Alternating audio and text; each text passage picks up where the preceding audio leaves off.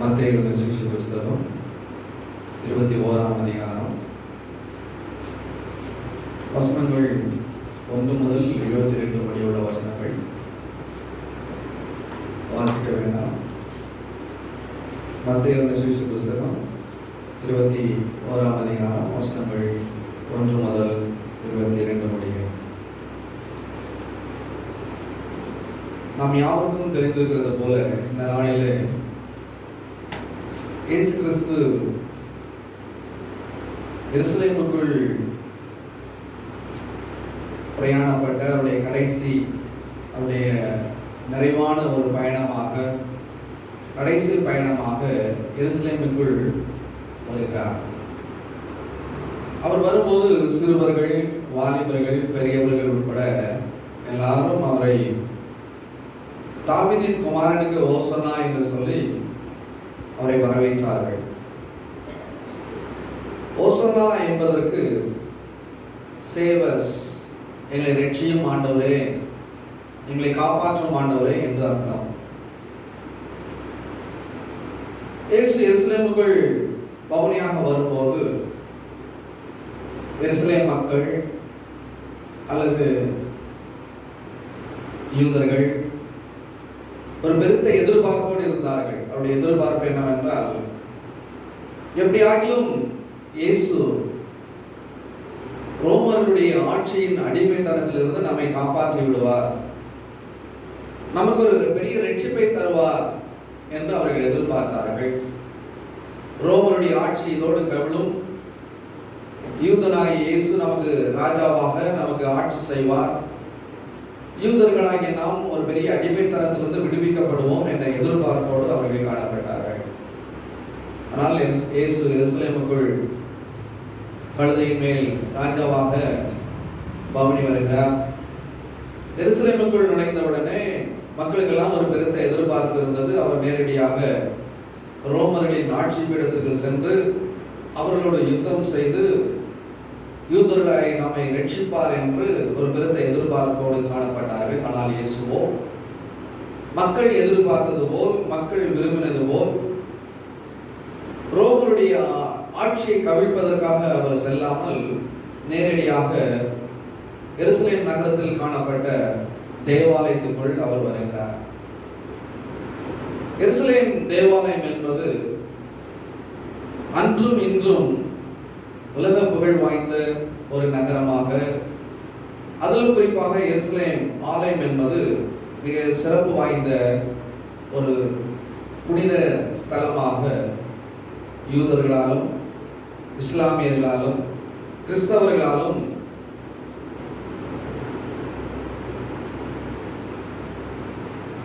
கொண்டாடப்பட்டு வருகிறது அல்லது புனிதப்பட்டு வருகிறது என்று சொல்லலாம். அப்படிப்பட்ட ஒரு மிக முக்கியமான ஒரு ஸ்தலம் தான் எருசலேம் தேவாலயம். நம்ம எல்லாருக்கும் நன்றாக தெரியும், இந்த எருசலேம் தேவாலயத்தை தாவீதுடைய, இஸ்ரவேல் தேசத்தினுடைய 2வது ராஜாவாகிய தாவீதுடைய மகன் சாலமன் என்ற 3வது ராஜா இந்த எருசலேம் தேவாலயத்தை கட்டுகிறார். இந்த எருசலேம் தேவாலயத்தை சாலமன் கட்டும்போது ஆண்டவர் இந்த ஆலயம் எப்படி இருக்க வேண்டும் என்ற ஒரு தெளிவான ஒரு தரிசனத்தை கொடுக்கிறார். அந்த சிறப்பு திட்டத்தின்படி, ஆண்டவர் கொடுத்த தரிசனத்தின்படி சாலமன் இந்த தேவாலயத்தை கட்டும்போது தேவாலயத்திற்குள்ளே பெண்கள் மற்றும் குருடர்கள், சப்பானிகள் போன்ற உடல் ஊனமற்ற மாற்றுத்திறனாளிகள் அவர்களும் உள்ளே சென்று ஆராதிப்பதற்கு வசதியாக ஒரு பகுதியை சாலமன் ராஜா வைத்திருந்தார்.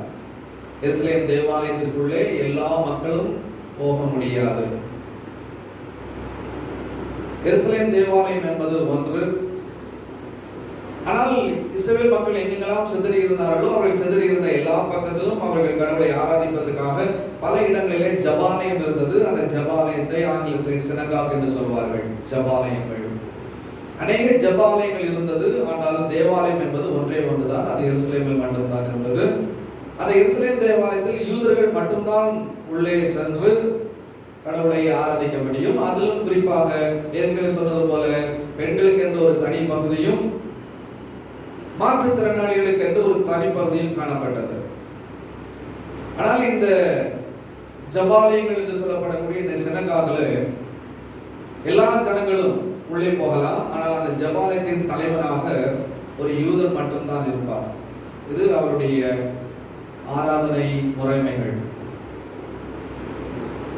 இப்பொழுது எருசலேமுக்குள் பவனி வந்த ஆண்டவர் இயேசு கிறிஸ்து யூதர்கள் குருத்தோலைகளை கையில் பிடித்து ஓசன்னா ஓசன்னா தாவீதின் குமாரனுக்கு ஓசன்னா என்று சொல்லி ஆர்ப்பரித்து ஒரு பெருத்த எதிர்பார்ப்போடு அவர்கள் காணப்படும் போது ஆண்டவர் எருசலேம் தேவாலயத்துக்குள்ளே செல்கிறார்.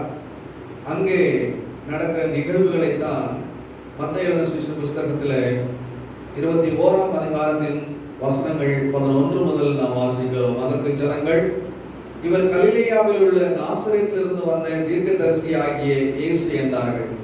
இயேசு நகரத்துக்குள் பிரவேசிக்கும் போது அநேகர் யார் இவர் என்று சொல்லி இயேசுவை குறித்து கேள்வி எழுப்புகிறார்கள். அப்பொழுது மக்கள் சொல்கிறார்கள், இவர் நாசரேத் ஊரான், இவர் கலிலேயாவை சார்ந்த ஒரு தீர்க்கதரிசி என்று சொல்கிறார்கள். இவர் இயேசு கிறிஸ்துவை கலிலேயன் என்றும் நாசரேத் ஊரான் என்றும் சொல்லப்படுவதற்கு காரணம், அவ்வளவுக்கு ஒரு இழிவான ஒரு அடைமொழியை தான் இயேசுக்கு கொடுத்தார்கள். இயேசுவை ஒரு சிறந்த தலைவர் என்று சொல்லவில்லை, இயேசுவை மிக உயர்ந்தவர் என்று சொல்லவில்லை, மிக சிறப்பானவர் என்று சொல்லவில்லை. இயேசு வாழ்ந்த காலத்தில் அவரை ஏற்றுக்கொண்டவர்கள் சிலர், அவரை தூஷித்தவர்கள், அவரை நிந்தித்தவர்கள், அவரை அவமானப்படுத்தினவர்கள் பலர். ஆகவேதான் இயேசு சொன்னார், பச்சை மரத்துக்கு இந்த பாடானால் பட்ட மரத்துக்கு என் பாடம். வானத்தையும் பூமியையும் படைத்த சர்வ வல்லமையுள்ள ஆண்டவர் இயேசுவையே இந்த உலகம் அங்கீகரிக்காமல் இருக்கும் போது, அவருக்குரிய மரியாதையே மக்கள் அவருக்கு செலுத்தாமல் இருக்கும் போது, எனக்கும் உங்களுக்கு மரியாதை செலுத்தி விடுவார்களா என்ன? அப்படி எதிர்பார்ப்பதுதான் நம்முடைய அறியாமை, நம்முடைய மனமை. இயேசுவையே ஏற்றுக்கொள்ளாதவர்கள் நமக்குள் எவ்வளவு தாளந்துகள் திறமைகள் இருந்தாலும் அவைகளை எல்லாரும் புகழ்வார்கள், எல்லாரும் நம்மை பாராட்டுவார்கள், எல்லாரும் நம்மை சிறந்த தலைவன் சிறந்த தலைவி என்று சொல்வார்கள், என்னுடைய தலைமைத்துவத்தை எல்லாரும் பாராட்டுவார்கள், என்னுடைய நிர்வாக திறமையை எல்லாரும் பாராட்டுவார்கள் என்ற பாராட்டுதலை நாம் எவரும் எதிர்பார்க்க முடியாது. வானத்தையும் பூமியை படைத்த சர்வ வல்லமையுள்ள ஆண்டவர் இவ்வளவு அற்புதங்களை செய்திருக்கிறார், இவ்வளவு அதிசயங்களை செய்திருக்கிறார். அவரை ஏளனமாக இழிவாக நாசரேத் ஊரான் என்றும் கலிலேயன் என்றும் இயேசுவை அற்பமான ஒரு அடைமொழியை கொடுத்துதான் அவரை அறிமுகம் செய்தார்கள். அதை பற்றியெல்லாம் அவர் கவலைப்படவில்லை.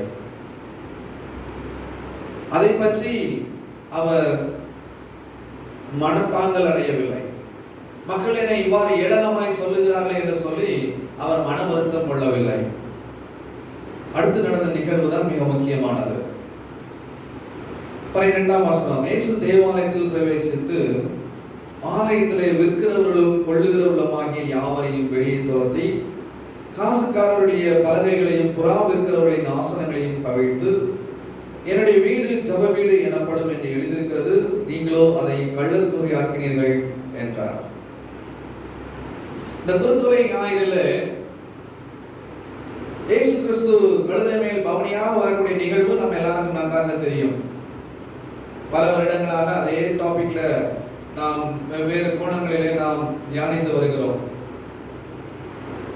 ஆனால் பவனி வந்த ஆண்டவராய் இயேசு கிறிஸ்து எருசலேம் நகரத்துக்குள் சென்றவுடனே என்ன நடந்தது, அங்கு அவர் என்ன செய்தார் என்பது மிக முக்கியமான பணி. எருசலேம் தேவாலயத்துக்குள் அவர் வருகிறார். தேவாலயத்துக்குள் பிரவேசித்து ஆலயத்தில் விற்கிறவர்களும் கொள்ளுகிறவர்களும் ஆகிய யாவரையும் வெளியே துரத்தி காசுக்காரருடைய பலகைகளையும் புறா விற்கிறவருடைய ஆசனங்களையும் அவர் கவிழ்க்கிறார்.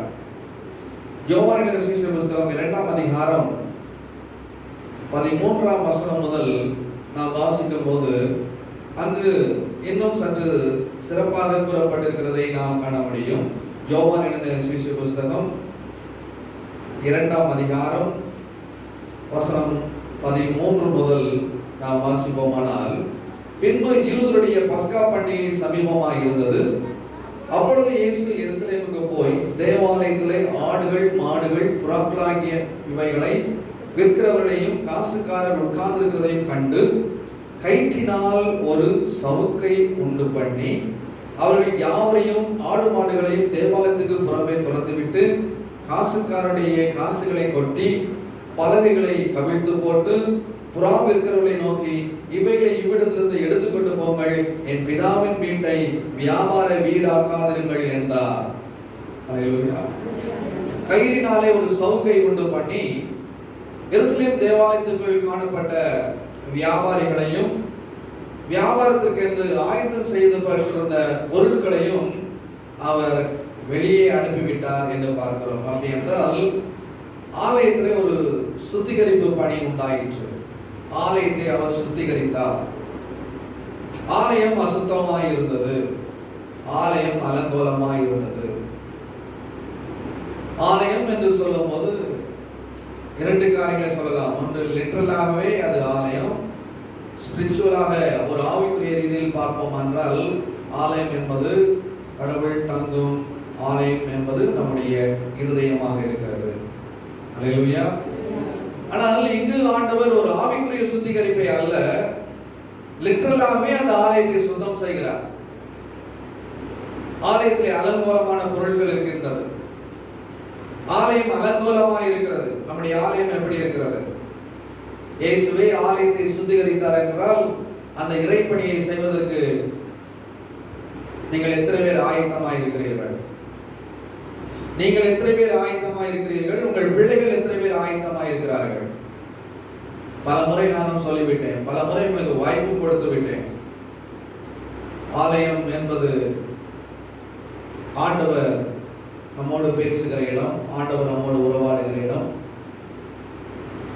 ஆவிக்குரிய ரீதியிலே அது நம்முடைய உள்ளமாக நம்முடைய இருதயமாக இருந்தாலும் நாம் ஒன்று கூடி ஆண்டவரை ஆராதிக்கக்கூடிய இந்த ஸ்தலத்தை நாம் சுத்தமாக வைத்துக் கொள்ள வேண்டும். அதற்கு நீங்கள் முன்பதாக வர வேண்டும், அல்லது உங்கள் பிள்ளைகளை நீங்கள் அனுப்ப வேண்டும் என்று நான் சொல்லியிருக்கிறேன். வாய்ப்புகள் கொடுக்கப்பட்டிருக்கிறது. இயேசு சாட்டை எடுத்து சுத்தம் செய்கிறார். யாரெல்லாம் அசுத்தமாய் ஆலயத்தை மெயின்டைன் பண்ணினார்களோ அவர்கள் எல்லாரையும் அவர் சாட்டைகளால் அடித்து அவர்களை வெளியே துரத்துகிறார்.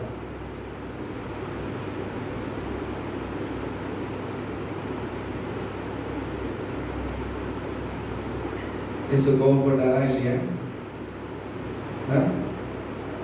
சொல்லுங்க, கோபப்பட்டார்.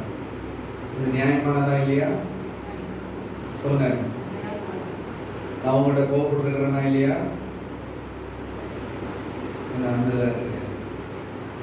நியாயமானதா இல்லையா? உங்கள்கிட்ட எதுக்கு கோபப்படுறேன்? நீங்க எல்லாரும் சம்பாதிச்சு கொடுத்து போடுங்க நான் சொல்றேன். எல்லாரும் மரியாதை தசமாக கொடுத்துருக்கணும் நான் உங்கள்கிட்ட சொல்றேன். நீங்க யாரும் கொடுக்கலன்னு உங்கள்கிட்ட கோபப்படுறேன்னா, நீங்க யாரும் ஒழுங்கா காணிக்க கொடுக்கலன்னு கோபப்படுறேன்னா, நீங்க ஒழுங்கா தசமாக கொடுக்கலன்னு கோபப்படுறேன்னா, நீங்க எங்களுக்கு வீட்டில் வந்து எதை ஹெல்ப் பண்ணலன்னு உங்கள்கிட்ட கோபப்படுறேன்னா, நான் கோபப்படுறேன். நீங்கள் நன்றாக இருக்க வேண்டும் என்பதற்காக தான் கோபப்படுறேன். உங்கள் குடும்பம் நன்றாக இருக்க வேண்டும், உங்கள் பிள்ளைகள் நன்றாக இருக்க வேண்டும். இயேசு ஒரு சுத்திகரிப்பை உண்டு பண்ணுகிறார். கோபப்படாமல இயேசு அங்க சுத்தம் பண்ணாரு. வெளியே வாங்க, வெளியே வாங்க, தம்பி வெளியே வாங்க, தங்கச்சி வெளியே வாங்க, அப்படி கைப்பிடிச்சு வெளியே கொண்டு விட்டாரா எல்லாரையும்? சொல்லுங்க. இல்ல, இயேசு என்ன பண்ணாரு? கயிறுனால சவுக்கு உண்டு பண்ணி நல்ல விளாச நல்லா பண்ணி இருக்கிறாரு. நல்லா விளாசி இருக்கிறார். நல்ல விளாசி தான் விரட்டி இருக்கிறார் வெளியே. அப்படி உங்களெல்லாம் விரட்டினா என்ன ஆகும்?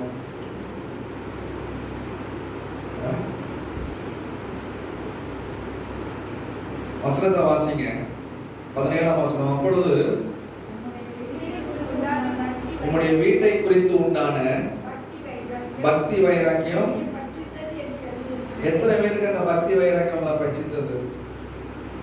அந்த எழுதியிருக்கிற வசனத்தை சீஷர்கள் நினைவு கூர்ந்தார்கள். எப்படி நினைவு கூர்ந்தார்கள்? வாசிச்சதுனால நினைவு கூர்ந்தாங்க.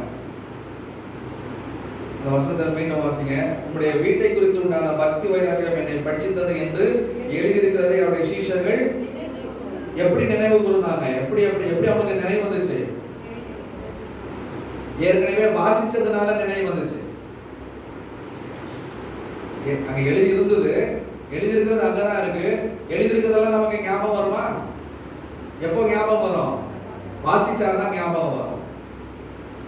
ஹல்லேலூயா. அதற்காகத்தான் வேதாகமத்தை நாம் வாசிக்க வேண்டும். நாம் வாசித்தால்தான் அந்த வாசித்த வேத வசனங்கள் தேவையான நேரத்தில் சரியான நேரத்தில் நமக்கு நினைவுக்கு வரும். அது நம்மை காப்பாற்றும், நம்மை ஆசீர்வதிக்கும். ஹல்லேலூயா, ஹல்லேலூயா. ஆகவே வேத வசனத்தை முறையாக வாசிக்க வேண்டியது நம்முடைய கடமையாக இருக்கிறது. அவர்கள் எழுதியிருக்கிறதை நினைவு கூர்ந்தார்கள் என்றால் சீஷர்கள் வேத வசனத்தை சிறு வயது முதலே அவர்கள் கற்றிருந்தார்கள். வேத வசனம் அவர்களுக்கு நன்றாக தெரிந்திருந்தது. வசனத்தை வாசித்தார்கள். குழந்தையாக இருக்கும் போதே எல்லா யூதர்களும், எல்லா யூத தாயும் தன்னுடைய பிள்ளைகளுக்கு வசனங்களை கற்றுக் கொடுப்பது வழக்கம். இது யூதர்களின் வழக்க முறை. பிள்ளைகள் அதை கற்றுக்கொள்ள வேண்டும், எதை கற்றுக்கொள்ள வேண்டும், கராத்தை கற்றுக்கொள்ள வேண்டும், குங்ஃபு கற்றுக்கொள்ள வேண்டும், சிலம்பாட்டம் கற்றுக்கொள்ள வேண்டும், விதவிதமான ஸ்போர்ட்ஸ் கற்றுக்கொள்ள வேண்டும் என்று பல மொழிகளை கற்றுக்கொள்ள வேண்டும், பல திறமைகளை கற்றுக்கொள்ள வேண்டும் என்று விருப்பப்படுகிற பெற்றோராகிய நாம் நம்முடைய பிள்ளைகள் கடவுளுடைய வார்த்தையை கற்றுக்கொள்ள வேண்டும் என்று எத்தனை பெற்றோர் நாம் வாஞ்சிக்கிறோம், எத்தனை பெற்றோர் நாம் விரும்புகிறோம். நம்ம எத்தனை பேர் பிள்ளைகள் கடவுளுடைய வார்த்தையை கற்றுக்கொள்வதற்கு நாம் அவர்களை உற்சாகப்படுத்துகிறோம், நாம் அவர்களுக்கு வழிகாட்டுகிறோம். சமையலை கற்றுக் கொடுக்கிறோம், பற்பல கலைகளை கற்றுக் கொடுக்கிறோம். ஆனால் கடவுளுடைய வார்த்தையை கற்றுக்கொள்வதற்கு பெற்றோராகிய நாம் நம்முடைய பிள்ளைகளுக்கு வழிகாட்டுகிறவர்களாக இருக்க வேண்டும். இந்த இயேசுவின் சீஷர்கள் சிறு வயது முதலே வேத எழுத்துக்களை அவர்கள் நன்றாய் கற்றிருந்தார்கள் தாயிடம் இருந்து. இந்த வசனத்தை சங்கீதம் 69:9 வசனத்தை நாம் அதை வாசிக்கிறோம். 69வது சங்கீதம் 9வது வசனத்துல இந்த நிகழ்வு அங்கே சொல்லப்பட்டிருக்கிறது. அங்கே சங்கீதக்காரன் இந்த வார்த்தையை அங்கே சொல்லுகிறார், உங்களுடைய வீட்டை குறித்து உண்டான பக்தி வைராக்கியம் என்னை பட்சித்தது. கடவுளுடைய வீட்டை குறித்ததான பக்தி வைராக்கியம் நமக்கு இருக்க வேண்டும்.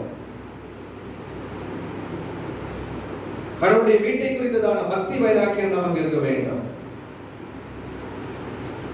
ஆண்டவருடைய ஆலயம் இது கர்த்தருடைய பணி என்ற ஒரு பயபக்தி இருக்க வேண்டும். அவருடைய வீட்டை குறித்த பக்தி வைராக்கியம் என்று சொல்லும் போது அது வெறும் கட்டடத்தை குறிப்பது அல்ல. நாம் ஆண்டவருக்கு செய்கிற எல்லா தொண்டும், ஆண்டவருக்கு செய்கிற எல்லா இறை பணியும், ஆண்டவரை நாம் செலுத்துகிற காணிக்கைகள், ஆண்டவருக்கு நாம் செலுத்துகிற துதி ஸ்தோத்திரங்கள், ஆராதனைகள், இவைகள் எல்லாமே அதில் அடங்கும். இதுதான் கடவுளை குறித்த, கடவுளுடைய வீட்டை குறித்த பக்தி வைராக்கியம் என்பது. தொடர்ந்து நாம் மத்தேயு எழுதின சுவிசேஷ புத்தகத்திலே நாம் வாசிக்கும் போது 14ஆம் வசனம், அதுக்கு முன்பதாக 13ஆம் வசனம், வீடு ஜப வீடு எனப்படும் என்று எழுதியிருக்கிறது, நீங்களோ அதை கள்ளர் கோயிலாக்கினீர்கள் என்றார். அது எங்கே எழுதப்பட்டிருக்கிறது? ஏசாயா எழுதின தீர்க்கதரிசி புத்தகம் 56ஆம் அதிகாரம் 7ஆம் வசனத்தையும், எரேமியாவின் புத்தகம் 7ஆம் அதிகாரம் 11ஆம் வசனத்திலும் எழுதப்பட்டிருக்கிறதை நாம் காண முடியும். ஏசாயாவின் புத்தகம் 56ஆம் அதிகாரம் 7ஆம் வசனம், எரேமியாவின் புத்தகம் 7ஆம் அதிகாரம் 11ஆம் வசனம். இந்த வசனங்களை வாசித்து பார்ப்போம் என்றால் அங்கு ஆண்டவருடைய வீடு ஜப வீடு என்று எண்ணப்படும் என்று எழுதப்பட்டிருக்கிறதை நீங்கள் கள்ளர் கோயிலாக்கி இருக்கிறீர்கள் என்பதை பல ஆயிரம் ஆண்டுகளுக்கு முன்பதாகவே தீர்க்கதரிசிகள் தீர்க்க தரிசனமாக உரைத்திருக்கிறார்கள். அடுத்த வசனம் தான் மிக சிறப்பு. இயேசு ஆலயத்தில் அலங்கோலமாய் இருந்ததையும் அலங்கோலம் ஆக்கினவர்களையும் அவர் வெளியே துரத்தினவுடனே 14ஆம் வசனம் சொல்கிறது, அப்பொழுது குருடரும் சப்பானிகளும் தேவாலயத்திலே அவரிடத்திற்கு வந்தார்கள், அவர்களை சொஸ்தமாக்கினார். அல்லேலூயா. சத்தமா எல்லாம் சொல்லுங்க பார்க்கலாம். சத்தமா சொல்லுங்கன்னு சொன்னாதான் நீங்க சொல்லணும்னு அவசியம் இல்லை. ஹல்லேலூயா. தேவாலயத்தில் அவரை தொழுது கொள்வதற்காக குருடர்கள் சப்பானிகள் வந்தார்கள். இவருடைய இடத்தை வியாபாரிகள் ஆக்கிரமித்திருந்தார்கள். செய்தியின் துவக்கத்தை நான் உங்களுக்கு சொன்னது போல எருசலேம் தேவாலயத்தில் இப்படிப்பட்ட பலவீனர்கள் சுகவீனமானவர்கள் உட்கார்ந்து ஆராதிப்பதற்கு என்று வைக்கப்பட்டிருந்த ஸ்தலத்தை இந்த மணி சேஞ்சர்ஸ், நமக்கு இன்றைக்கு இங்க லோக்கல்ல நம்ம சொல்ற மாதிரி வெஸ்டர்ன் யூனியன் பேங்கர்ஸ், பணத்தை பரிமாற்றம் செய்வதற்காக வெளிநாடுகளிலிருந்து பல்வேறு நாடுகளிலிருந்து எருசலேம் தேவாலயத்தில் பஸ்கா பண்டிகை கொண்டாடுவதற்காக வந்த ஜனங்கள் அவங்களுடைய கரன்சியை கன்வெர்ட் பண்ணுவதற்காக லோக்கல் கரன்சியில கன்வெர்ட் பண்ணி ஆலயத்துல பலி செலுத்துவதற்காக ஆடு மாடு புறா போன்றவைகளை இங்கே வியாபாரம் செய்து கொண்டிருந்தார்கள். ஏனென்றால் ஆண்டவருக்கு பலி செலுத்தக்கூடிய ஆடு மாடு அல்லது புறா பழுதற்றதாக இருக்க வேண்டும். அது ஒரு சின்ன கீரல் கூட அதில் இருக்கக்கூடாது. ஆகவே நீங்கள் வெளியிலிருந்து கொண்டு வரக்கூடிய மிருகங்களிலே ஏதாயிலும் பழுது இருக்கும் என்று சொல்லி இந்த வியாபாரிகள், குறிப்பாக அன்றைக்கு ஆலயத்திலே எருசலேம் தேவாலயத்திலே பணிவிடை செய்த ஆசாரியர்கள் லேவியர்களுடைய ஒத்தாசையோடு, அவருடைய சப்போர்ட்டோடு, அவருடைய ஒத்தாசையோடு, அவருடைய உதவியோடு வெளியிலிருந்து வரக்கூடிய பொருட்கள் அதில் பழுது இருக்கும் என்று சொல்லி பர்பஸாகவே திட்டமிட்டு அந்த பொருட்களை பலி செலுத்த விடாமல் இங்கு ஆலயத்திற்குள்ளே வந்துதான் நீங்கள் பொருள் வாங்க வேண்டும் என்று அவர்களை கட்டாயப்படுத்தி நிர்பந்தித்து ஒரு வியாபாரத்திற்காக இப்படி அவர்கள் தேவனுடைய ஆலயத்தை கள்ளர் குகையாக வியாபார ஸ்தலமாக அவர்கள் மாற்றியிருந்தபடியினாலே ஆண்டவர் அந்த அசுத்தமாக இருக்கிறவர்கள் எல்லாவற்றையும் அவர்கள் ஆண்டவர் அங்கே அவர்களை துரத்தி விட்டு அவர்களை சுத்தம் செய்து ஆண்டவரை ஆராதிப்பதற்கு தடையாயிருந்த ஜனங்கள் இப்பொழுது சுதந்திரமாய் அவர்கள் முன்பதாக வந்து கடவுளை ஆராதிப்பதற்கான ஒரு வழிவாசலை ஆண்டவர் ஏற்படுத்தினார். இதிலிருந்து நாம் தெரிந்து கொள்ளக்கூடிய பாடம், தேவனுடைய ஆலயம் அநேக மக்கள் இன்னும் ஆண்டுடைய அன்பின் எல்லைகளே வர முடியாதபடிக்கு அநேகர் தூரமாய் இருக்கிறார்கள். ஆலயம் அசுத்தமாய் இருக்கிறது, ஆலயம் தீட்டாய் இருக்கிறது, ஆலயம் கொள்ளைக்காரர்கள் கையில் அகப்பட்டிருக்கிறது. ஆலயம் அநேக மக்கள் உள்ளே வருவதற்கு தடையாக இடையூறாக இருக்கிறது. நாம் என்ன செய்ய போகிறோம்? நம்முடைய பங்கு என்ன? நம்முடைய கடமை என்ன? அந்த ஆலயமானது சுத்தமாக்கப்பட வேண்டும். தேவனின் ஆலயமே, பரிசுத்த ஆலயமே, மகிமையின் ஆலயமே, நாமயம் ஆலயமே, தேவனின் ஆலயமே,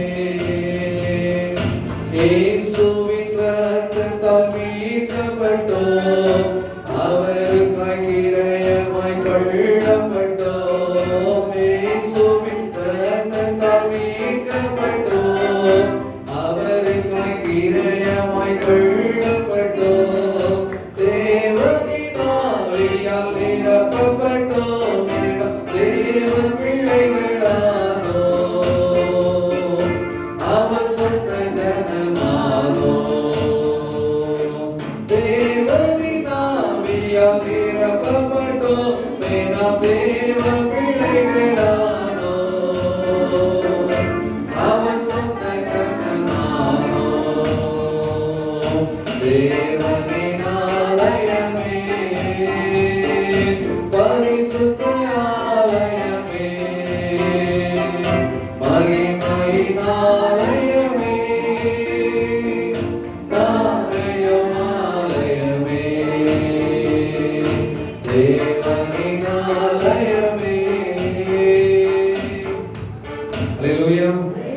அந்த தேவனின் ஆலயம்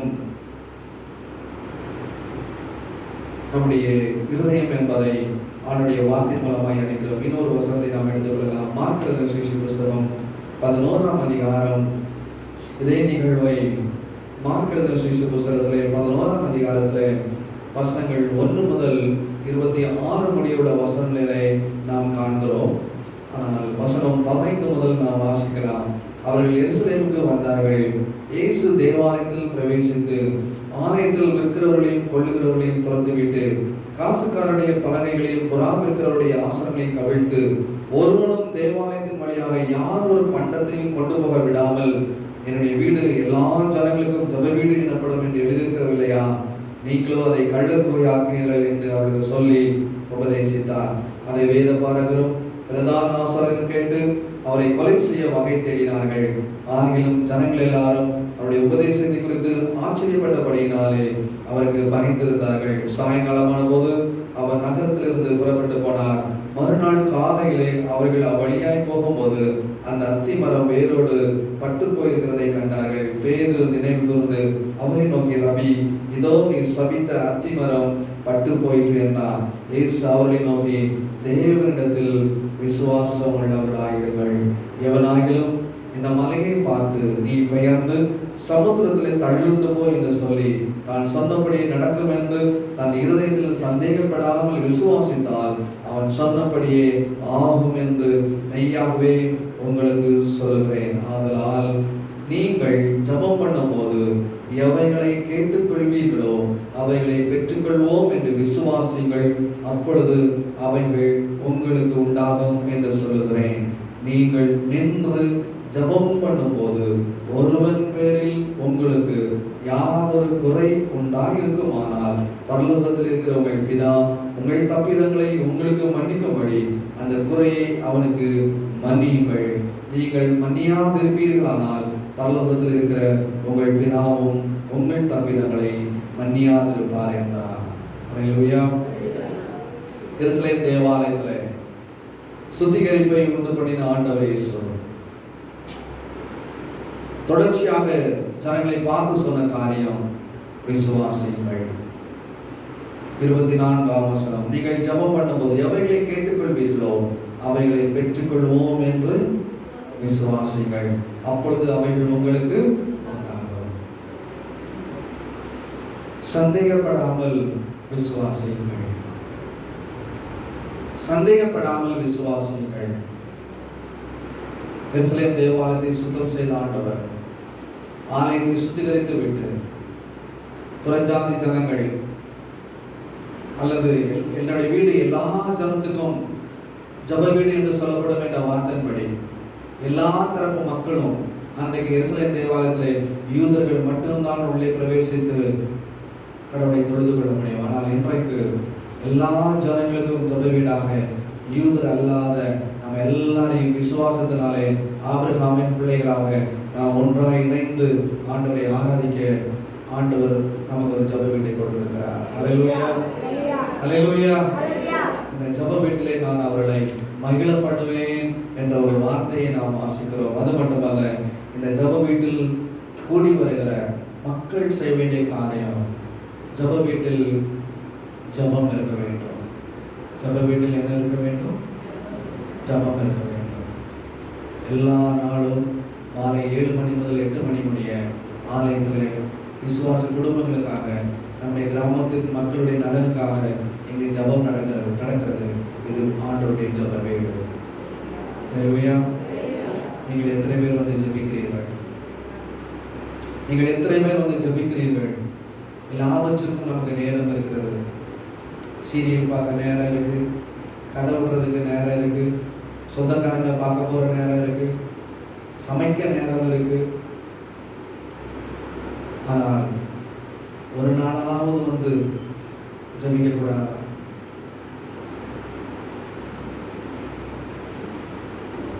இது கடவுளுடைய வார்த்தை.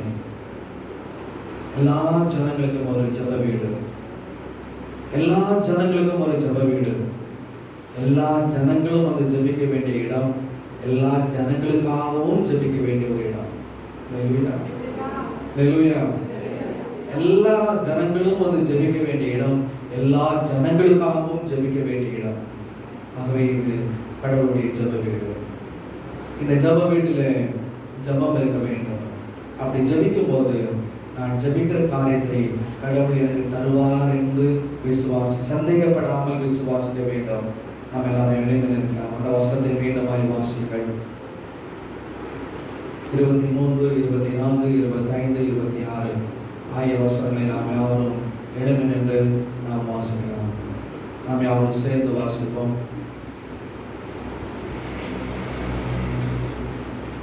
மார்க் எழுதின சுவிசேஷ புஸ்தகம் 11ஆம் அதிகாரம்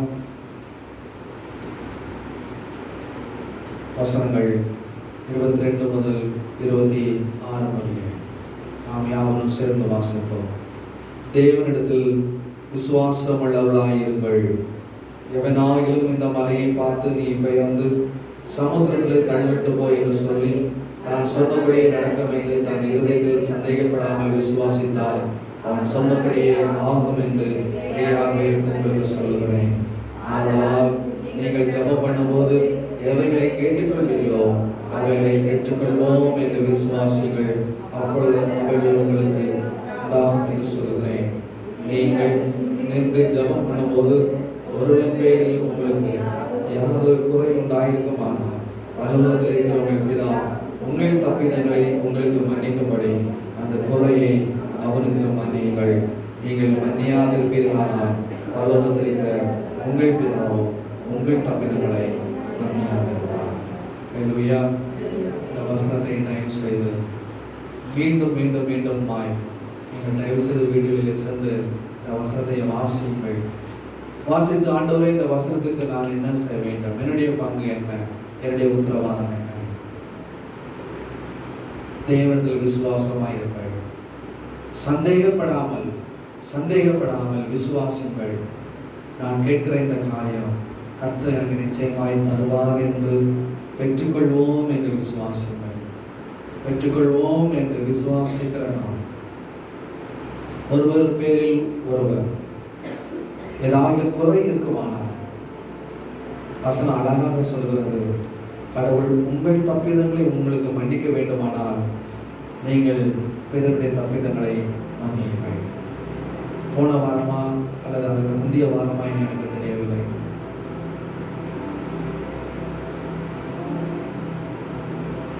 ஆராதனை வேளையில ஒரு காரியம்